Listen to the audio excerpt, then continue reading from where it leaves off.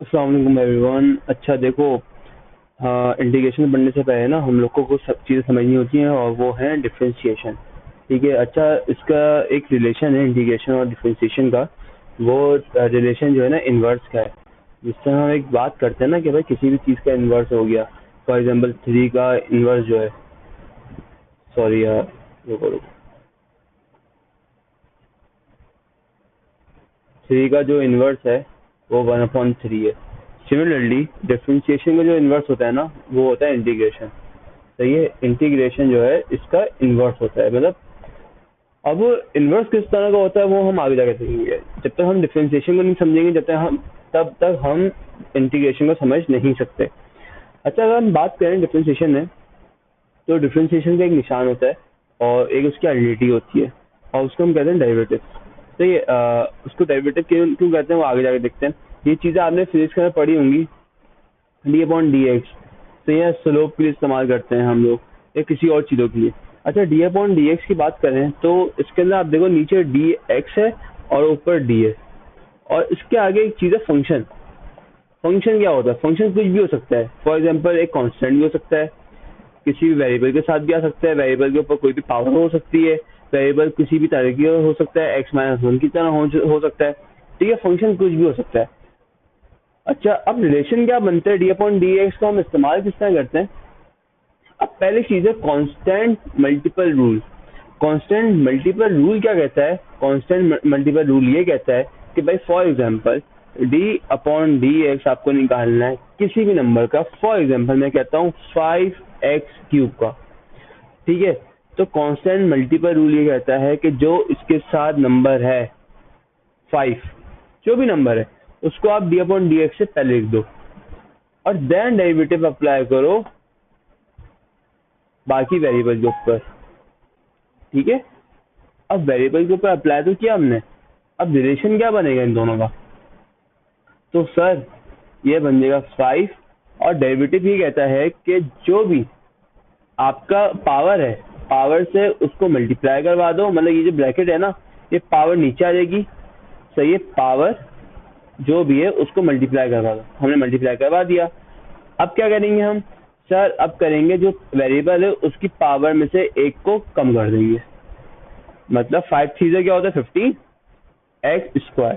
15x² is a derivative of 5x³। Hope so ये समझ आ गया होगा। अब आगे बढ़ते हैं।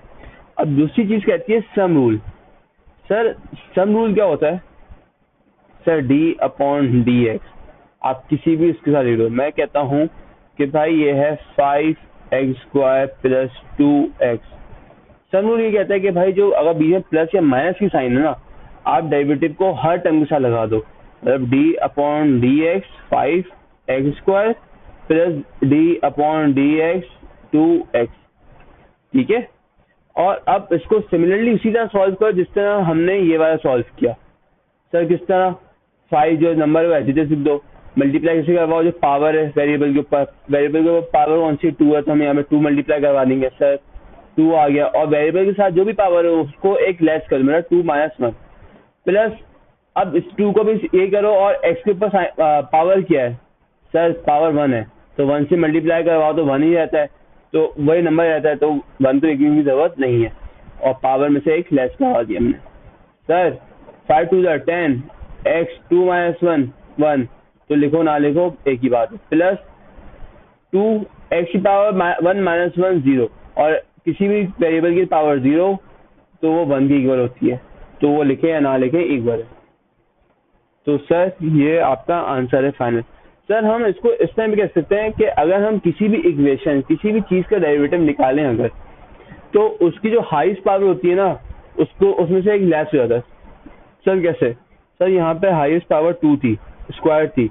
डेरिवेटिव निकालने के बाद हमारी हाईएस्ट पावर क्या होगी? 1। होप तो ये समझ आ गया होगा आपको। अब प्रोडक्ट रूल क्या कहता है सर? प्रोडक्ट रूल सर जो मल्टीप्लिकेशन रूल होता है।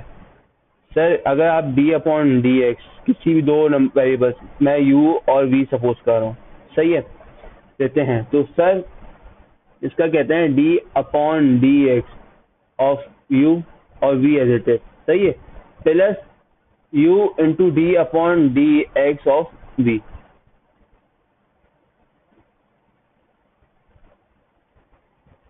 सर मतलब ये है कि आप प्लस से पहले, ये प्लस से पहले जो v है वो एज इट इज लिखेंगे जो यहाँ पर v होगा, सही है, और जो u है उसका डेरिवेटिव निकालेंगे आप, और फिर इसी तरह दूसरी प्लस के बाद u को एज इट इज रखेंगे और v का डेरिवेटिव निकालेंगे, और इसी तरह सॉल्व करेंगे आप इसको।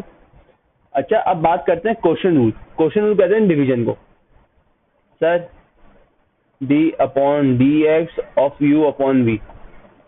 सर क्वेश्चन रूल ये कहता है कि डेरिवेटिव जो v है ना, v को आप ऐसे जैसे हो गए, और derivative of u minus u derivative of v। Sir question rule के अंदर जो आपकी अलाइनमेंट है ये बहुत मैटर करती है कि आप v को कहाँ लिख रहे हो, u को कहाँ लिख रहे हो, सही है। प्रोडक्ट रूल के अंदर कोई मैटर नहीं करती थी, क्योंकि बीच में साइन प्लस का है, तो चाहे आप यहाँ पर लिखो, इसको पहले लिख दो, इसको बाद में लिख दो, मसला नहीं है, लेकिन यहाँ पे माइनस की साइन है, ये मैटर करती है यहाँ पे। और डिवाइड बाय वी स्क्वायर, और ये वाले v का डेरिवेटिव नहीं निकलेगा जो डिनोमिनेटर में। Sir moving next.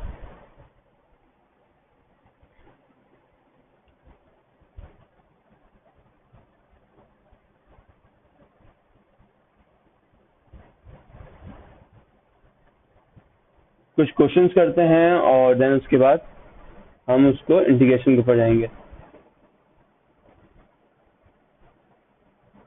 सर एक क्वेश्चन है, y equals to x4 plus 5x square plus 2। Solve करो इसको और मुझे बताओ कि इसका आंसर क्या होगा।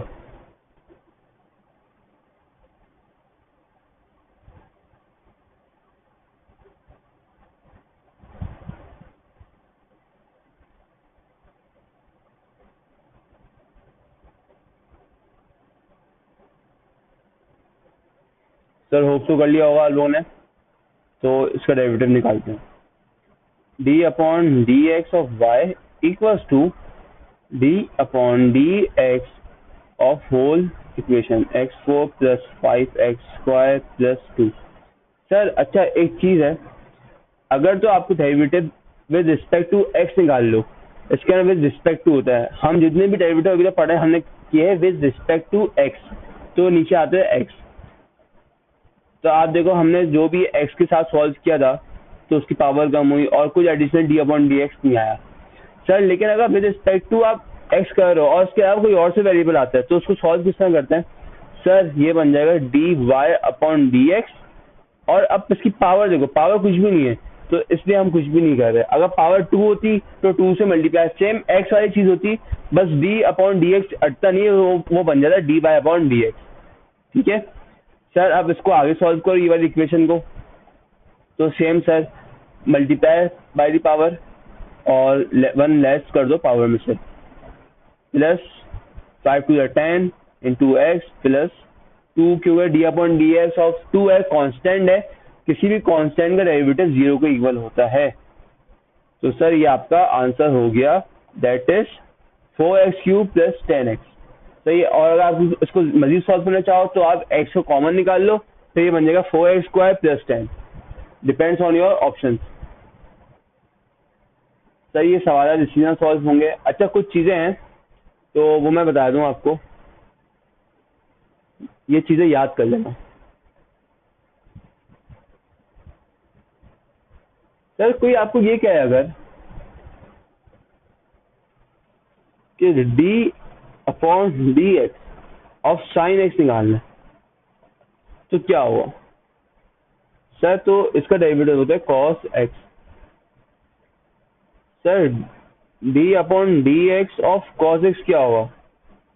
सर साइन एक्स होगा। सर साइन एक्स तो होगा लेकिन नेगेटिव। सर इसी तरह अगर d upon D x of ten x हुआ, सर फिर क्या होगा इसका, सेक स्क्वायर एक्स। ठीक है, होप सो ये समझ आ गया होगा, तो आगे बढ़ते हैं। अच्छा इसके अलावा एक और है, d upon D x of l n x, तो उसका डेरिवेटिव होता है 1/x। बस ये याद कर लो, इतने आएंगे नहीं है, अगर आ गए तो ये काम आ जाएंगे। सर होप सो ये आप लोगों को समझ आ गया होगा। अब इंटीग्रेशन के ऊपर आते हैं, इंटीग्रेशन करते हैं नेक्स्ट पार्ट में कवर।